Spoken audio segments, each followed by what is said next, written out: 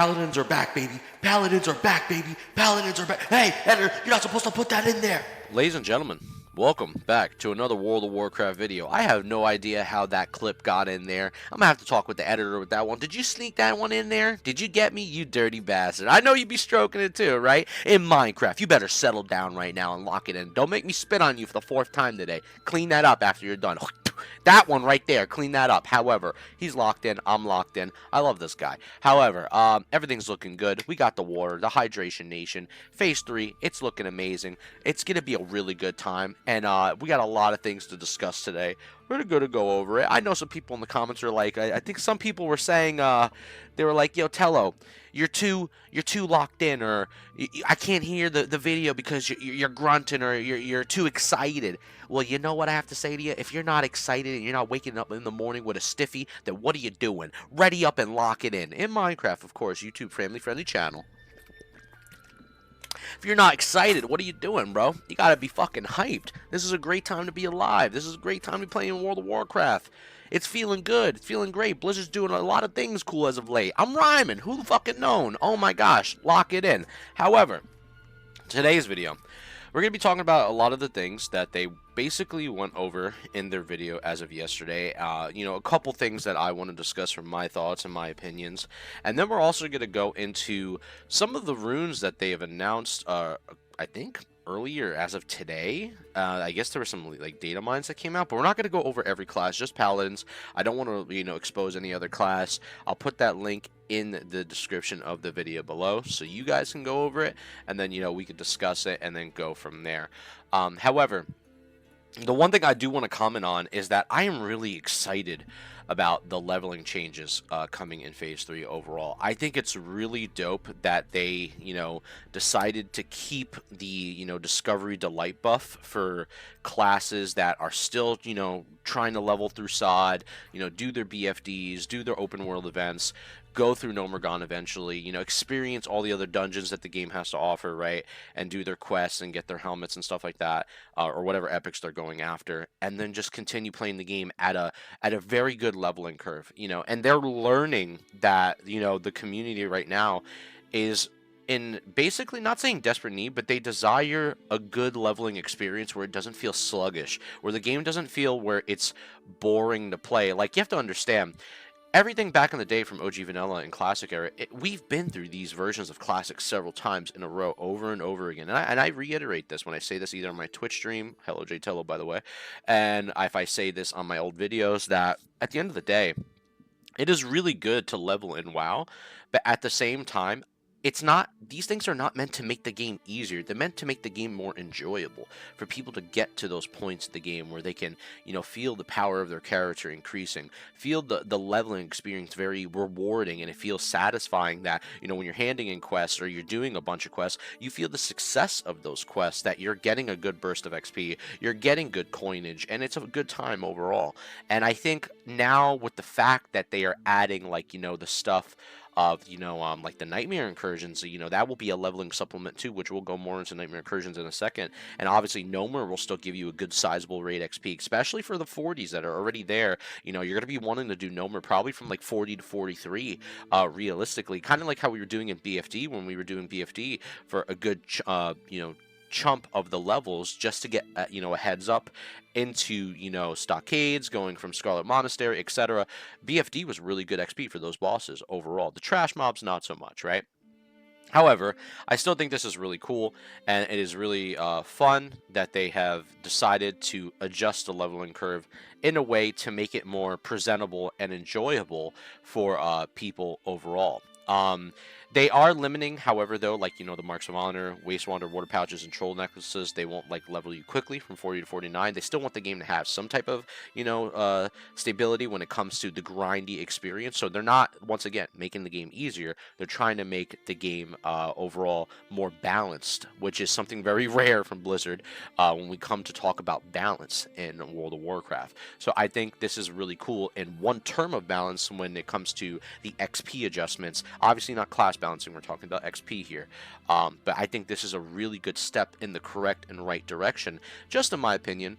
Once again, take my opinions with a grain of salt. It's not set in stone. It's just things I like talking about. I love talking about with you guys and girls, and I love having these, educated conversations, talking about all about the game we love, and it's just the truth. So I think it's pretty cool that they are making these adjustments for the game overall, and helping out the players feel more free for multiple ways of leveling up, and I think it's really dope. As far as Sunken Temple goes, right now we have Sunken Temple, which we all know notoriously that it is gonna be a headache and a half, figuring this bad boy out, because there's gonna be a lot of new things, and obviously returning elements of Sunken Temple. Anytime you have been through this, basically dungeon before raid, it was a nightmare. Probably for a lot of people, they avoided it. Some people went to it. I know for me, I did not like coming here.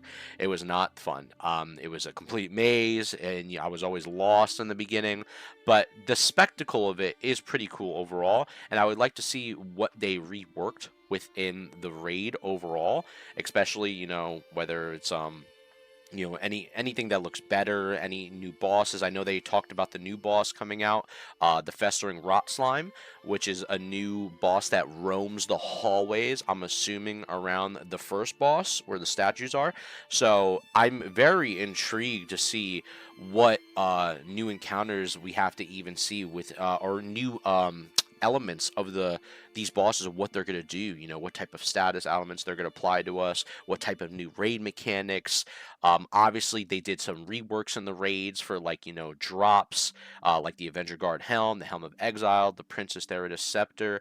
A lot of things that they are doing, which is pretty cool, to increase a lot of I would say not catch up mechanics, but catch up items, so people can like get these items and feel like they're getting well rewarded.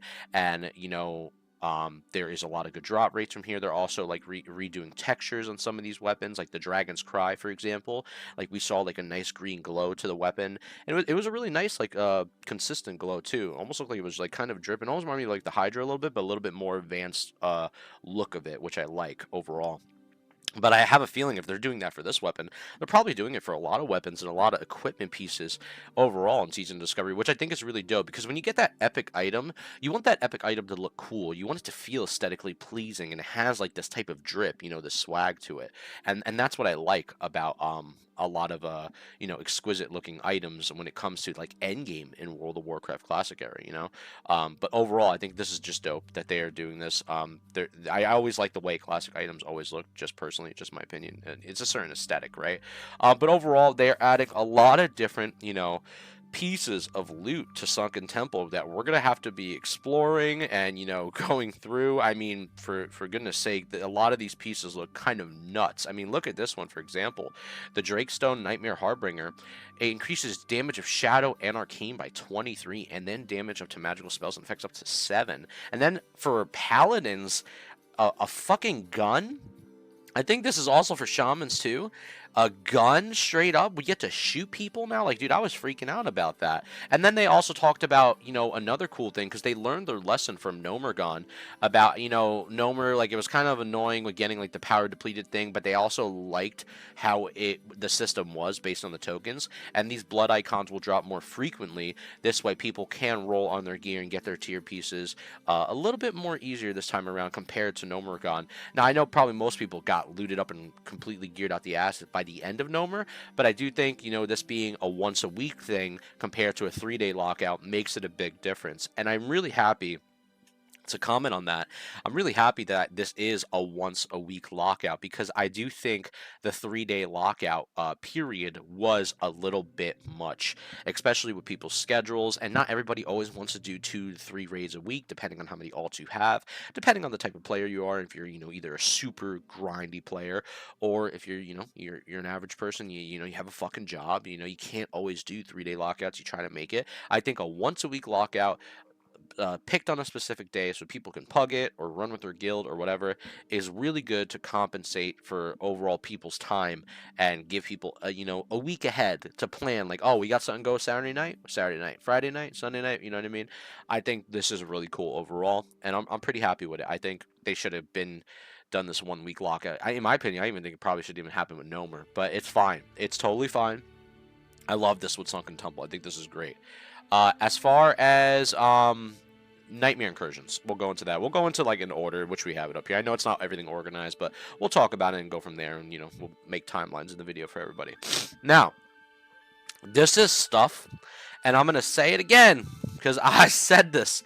I wanted stuff like this to happen with like the Void stuff in the beginning of Phase 1 during BFD. When I was talking about like it would have been cool to see like places like in Duskwood or Westfall or Elwyn Forest or whatever, any starting areas that a lot of people are leaving behind, where you have like these Void corrupted zones that are basically plagued with like Void based enemies, and it changes the ways of their attacks and the ways that they act around the players overall, and even the NPCs.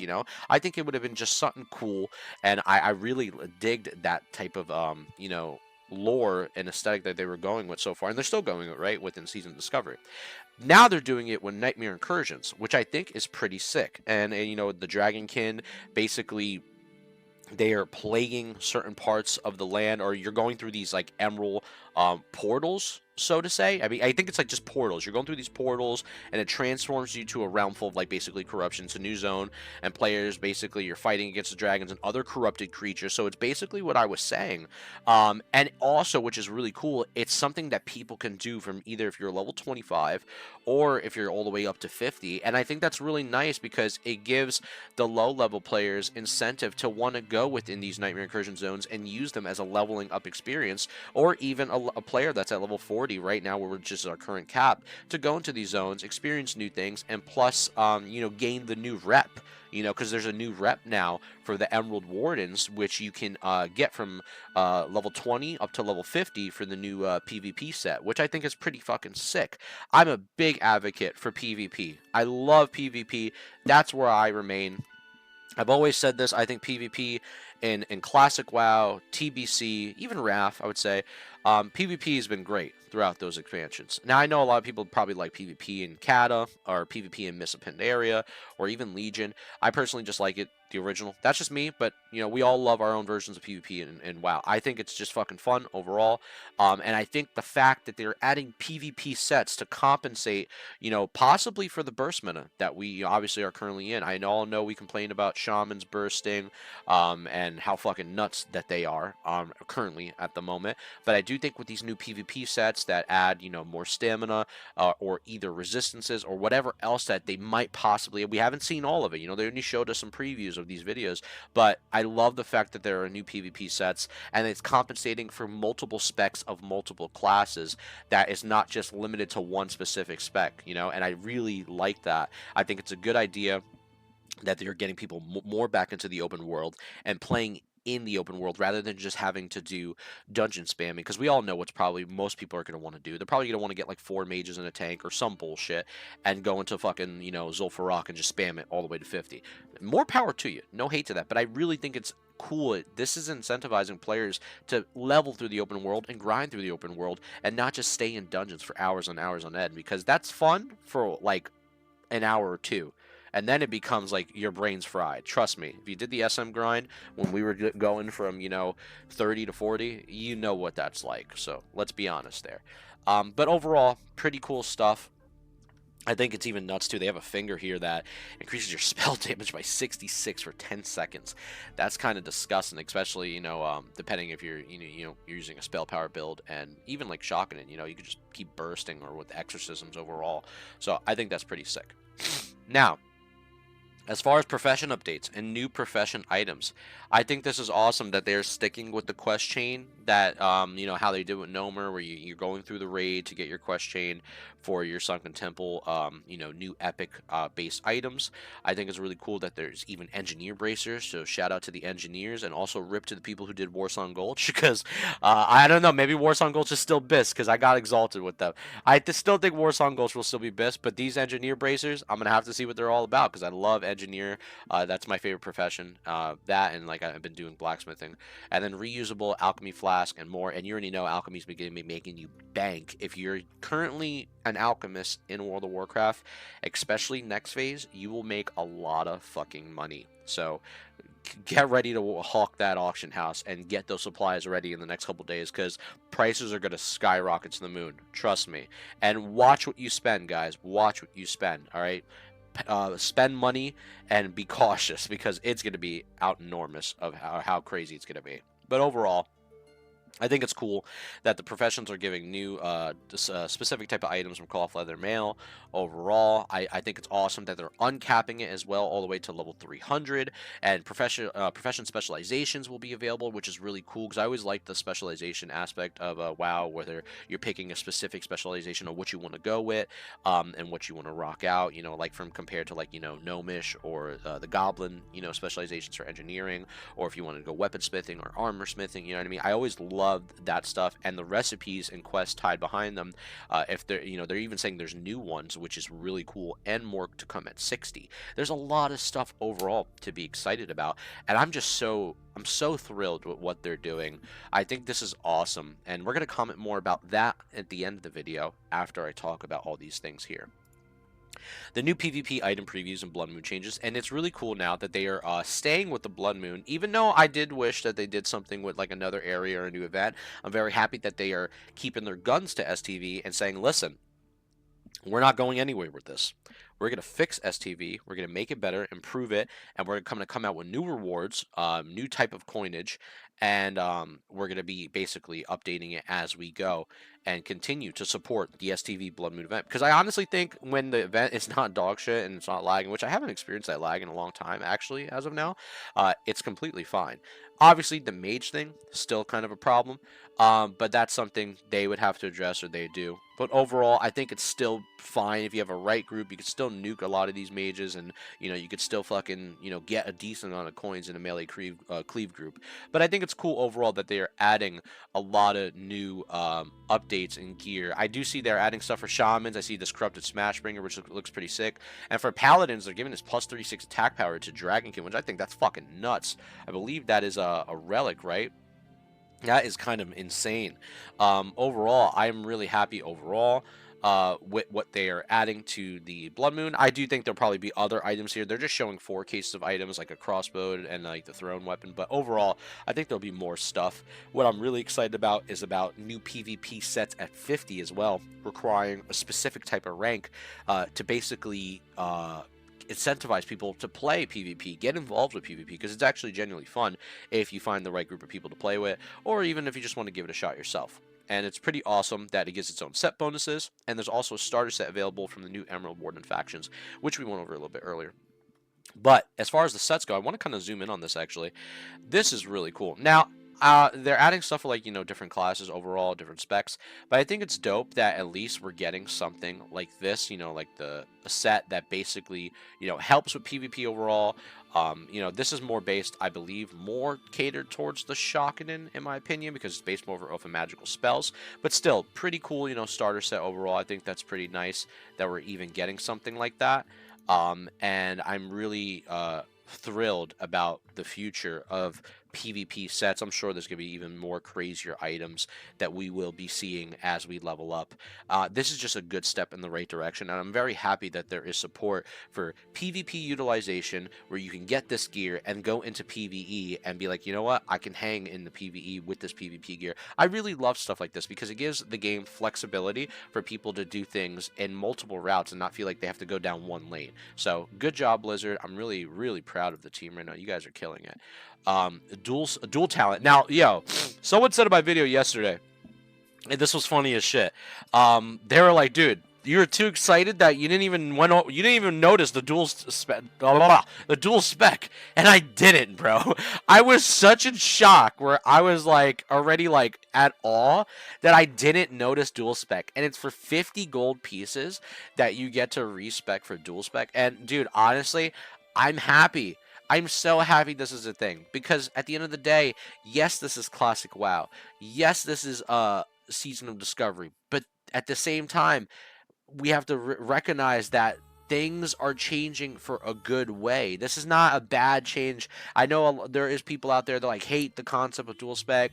They think it's changing into retail. Brother, we are playing a version of the game that is not OG vanilla. This is SOD. This is meant to try a whole bunch of new shit out, bring back returning shit that worked and helped the game out, and move through an easy course as the devs try new things out, new quests, new raids, new PvP events, new tier sets, new sets with abilities that we haven't seen, making changes and just trying things out. I really like this overall. I think this is dope.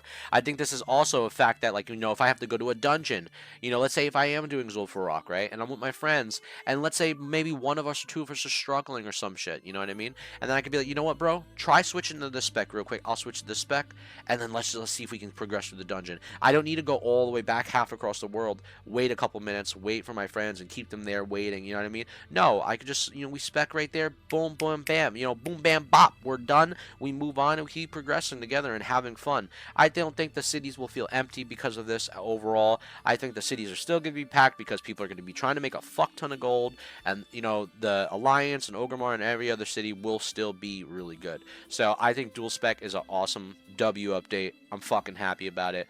I'm not stressing that whatsoever. I basically was going to talk about the fact that they added weapon racials. I had to go to the video itself because I couldn't find where it was in the article. But overall, it is really cool that they are giving people the choice of selecting what weapon passive skill bonuses they want to have per their character, not depending on the racial itself. Also, the racial bonuses will not stack, and the passes will be able to swap to on the fly, which is kind of an interesting choice that they decided to go with. Now, I know some people are probably like, damn, I probably would have never made a specific character or tied my, whether it's like a warrior or whatever, to a human. Maybe I would have done a gnome or whatever, or etc. That does suck. I do wish that I maybe picked a different, I guess, race besides just human, because obviously I only picked it for the +5, to the weapons. But also, human overall is just a really good pick because of, perception, right, in PvP. But overall, it is what it is. It's fine. I dig it. I'm still enjoying, the race and class that I am playing. And I think it's cool that they're giving people this option. I know somebody did mention that they wish that they added, +5 dodge. Now we're gonna see what they do with the future. I did see someone in the comments say that we're gonna see what happens in the future if they decide to make other specific changes based on more offensive or defensive based skills. But for now, I'm happy with the change overall. I don't think this is a terrible change. I also think it's very interesting, if we skip a little bit ahead in this video, just by a margin, for priest racial spells, that there will be a method to unlock priest racial passives on all other races. Keeping quiet on this, how it's going to work, but it'll also be available at 60. So this means I'm wondering if they're going to dig a little bit more deeper with this based on other racial abilities overall, to see how the game changes at the end at level 60 for SOD overall. So I'm really excited to see what's going to happen with that. I just wanted to give my 2 cents about this topic, and then we're going to move on into the next thing I wanted to discuss. Now, for the runes and abilities overall for Phase 3, a lot of people are either really happy or they're really upset. But you got to understand, these are just previews, and I know the data mines are out, so I would say let's not, completely ruin and spoil the experience for everybody else, even though I know people in Discords will. However, at the end of the day, I am happy that they are focusing on classes that need love at the end of the day, like hunters. I really think it's important for them to focus on marksman hunters. I think druids deserve much more love as well, for sure.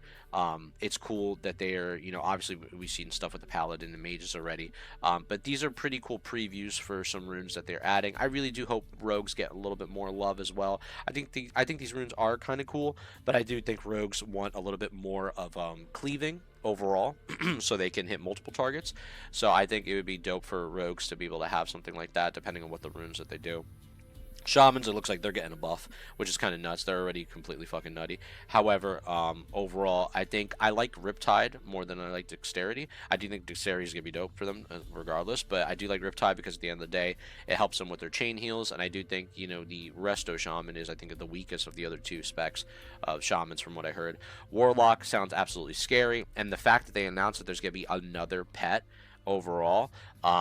I am a little nervous about that. I might have to make a warlock just for PvP, and that's what I love about Phase 3 SOD so far. The fact that you can make other classes and just do PvP or whatever else, and not stress about having to do, specific, linear things is really cool. And then Warriors, obviously they gave Warriors a new Gladiator stance, and I believe you guys have 4 stances now. And I know a lot of Warriors are like, oh, we don't want to, at least some of the Warriors that have been coming to my channel, they're like, oh, we don't want to do this prop-based, stuff. Well, I think it's cool that they're helping prop-based Warriors, but also I think there is a plan in store for Warriors with this phase, or even next phase, depending on where we go, to grow even further and beyond. And don't worry, you guys will become Goku in no time, for sure.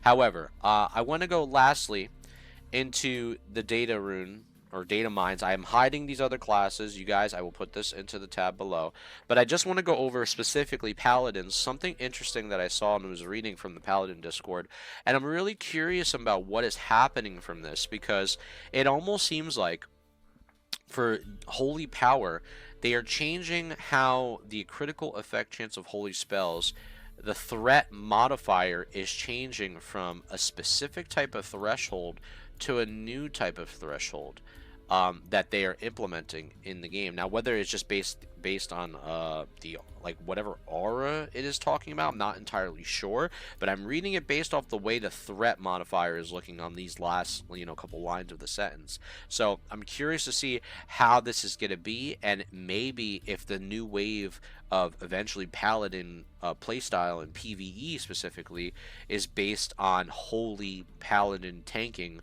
or holy paladin threat modifier overall, especially when it comes to holy paladins in general, just like healing with holy shock, or doing damage with holy shock, either or based on this specific type of threat. So the threat adjustments are very interesting, because you can see it goes from all types of points if you have 5% or 5 points into holy power, based into the deep holy tree.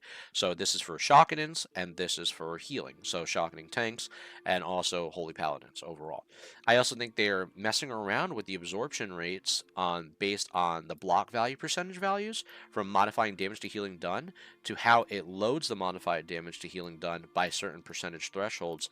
That's going to be very interesting to see how difference this makes with prop-based paladins. After all, we did see something, with the blessing of sanctuary, or the improved sanctuary, or whatever, the new rune, pretty much, right?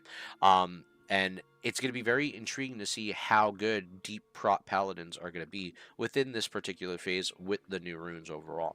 And then we go into the runes themselves. So, Hammer of Righteousness, which is very dope and very intriguing. The hammer basically the hammer, the current target, and up to 2 additional enemies, nearby targets, causing 4 times your main hand damage per second as holy damage. Now, that's going to be actually extremely nuts if this is going to be able to be done with a 2-hand weapon, because that sounds like a lot of threat. And also with a 2-hand weapon based on its, swing speed, right? I wonder if it's going to be based off the swing speed of the weapon itself, or based off the overall top damage of the weapon itself. We're just theory crafting here for a second, so nothing's set in stone. But I would like to see if it can be used mainly also with a 2-hand weapon, or just a 1-hand weapon. Because if it's a 2-hand weapon, that gives a lot of viability in my mind for whoa, maybe ret tanking, is gonna be, more of a thing as well. There's a lot of options for tanking when it comes to paladins. You can do deep ret and Nomer, you could do deep prot for safety, or you could just do deep shocking in Nomer, you know what I mean? Or you could do hybrid, right? 4 options, technically. So, pretty cool stuff. And then they have Improved Hammer of Wrath, which is, we've seen this in the new values, that it would cool down a Hammer of Wrath, resets each time it damages an enemy below 10%. Purifying Power, obviously what we've seen with Exorcism and Holy Wrath by 50, and then how Holy Wrath can now be cast at any target and stun undead and demon targets for 2 seconds. So really cool stuff, really interesting, and I'm very intrigued to see what they're doing with a lot of these Paladin runes. And even if there's more to add, we don't know if any of these are set in stone. These are just what we are seeing from leaks and stuff like that. Which we already talked about in the past, stuff like the Engraved Helm Wrath, because we saw the these runes were Datamined before. But yes, the concentration or consecration damage can now be critical strikes from Exorcism, Holy Shock, and Holy Wrath, and then the spell gains additional critical strike chance equal to your melee critical strike chance. So stacking that melee critical strike chance is going to be massive when it comes to your consecration build. Overall, they even are doing modifiers with Blessing of Sacrifice of how I guess the range or aura is applied to these abilities, the same thing is happening with all the auras across the board. I'm very curious to see how they are modifying the fire, frost, and shadow resistant auras, and what kind of change of the value overall it's going to affect in, come phase 3. So these are just very intriguing changes. I'm not sure how it's going to be, because it does say it does not stack the modifying charges, I guess, at a flat base for all values. So I'm not too sure. I don't want to get too big into the math lore there, or the math statistics, so to say. However, I'm very looking forward to the future of what's going to happen with Paladins overall. Now, just to zoom in and let's have the final thoughts of the video. I gotta say, this is a lot of cool shit, man. And I am really happy with the fact that they are cooking with this one, because there is coming a time when there is no news and people don't hear anything and they get discredited and they get disheartened, where they're like, fuck, man, like, maybe Blizzard's just not the game for me, maybe World of Warcraft, the company, this whole thing is just not for me, and I should just move on to another game. And that's fine. You don't need to always keep your head deep within World of Warcraft. There's many of games out there, but I do think we have to give the dev team some time to cook. You can't just like be like, oh wow, there's nothing going on, the game's dying, the game's dead, players are leaving the game, yada yada yada, all this spelunky. You gotta let the team cook. You gotta let it's gonna be, sometimes there's gonna be those days where it gets quiet and it's gonna get concerning. Even myself, I get concerned. It happens. Yeah, we were going almost close to 2 weeks with no information, at least info, right? And that's something that needs to be made clear, is at the end of the day, it's good for Blizzard and their dev team to even get their other hands on deck to help with SOD overall, because it's the main importance right now currently in World of Warcraft, right? And that's my opinion, but I truthfully believe they have something special here. And the fact that, you give the dev team some time to cook, you give them some time to work up what they're going to put out, and boom, you get good results. And this happens with a lot of other game companies too. A lot of other companies where they take time, sometimes months, years, to create a good product and give you something special. And once they create that, that gem, it's out and everybody loves it. So I really think, it's fine. Blizzard, I think it's cool that you're taking your time. I think it's fine. Only thing I ever ask, and this is just me, is just give us some notoriety, or talk to the community every now and then. Like Agron does a really good job with that. I love that. I think it's great that at least talk to the community, a couple Twitter posts here and there, maybe a blue post here and there, just to know that you're there still, you're present. Because I think that's what gets the community alarmed, to the fact that when there's nothing being talked about, then they feel like maybe there's no support for the game, and they get a little concerned. And I'm with the community. At the end of the day, I can understand them. I respect their side, but I see the flip side to that coin. And at the end of the day, we as a community have to realize that these things are not made overnight. These changes, this phase 3 stuff, none of the shit's made overnight. It takes dedication, hard work, a lot of man and woman hours, and just grinding and locking it the fuck in. Just the truth. So that's the end of the video. I hope you guys enjoyed it. It's a summary of everything of phase 3 overall and where we're gonna go. I'll put the link in the description of the video for the Datamined thing once again. And if you have any questions or you want to talk about anything, hit me up in the comments below. As always, much love, amigos. I appreciate y'all coming to the channel. We're at 2,000 subs now. You guys are crazy. We're pumping on the Twitch. We might go live tonight, depending on the scenario. By the way, just want to mention the schedule real quick. We usually go live Wednesday nights and then Saturday, Sundays. But for phase 3, there's a possibility we might go live every night. So fasten your seatbelts on that one. Keep on keeping on, lock it in, and I'll see y'all in the next one. Peace.